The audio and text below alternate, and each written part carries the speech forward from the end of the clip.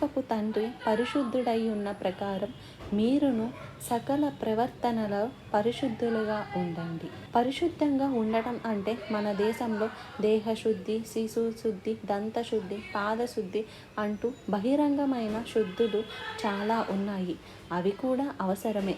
గుడ్డి పరిచయుడ, మొదట పాత్రలు లోపట కడుగు, అప్పుడు బయట వెలుపట కూడా శుద్ధి అవుతుంది అన్నట్లు బయట మాత్రం శుద్ధి చేస్తే లోపట అసహ్యంగా అపవిత్రంగా ఉంటుంది. కానీ లోపట కడుగుతున్నప్పుడు మనం పాత్రను బయట కూడా కడిగినట్లుగా నీ హృదయ శుద్ధిని నీవు కాపాడుకుంటే నీ ప్రవర్తన అంతటిలో, నీ యొక్క జీవితం అంతటిలో అన్ని నియమాలను, అన్ని శుద్ధీకరణను కలిగి జీవించగలుగుతావు.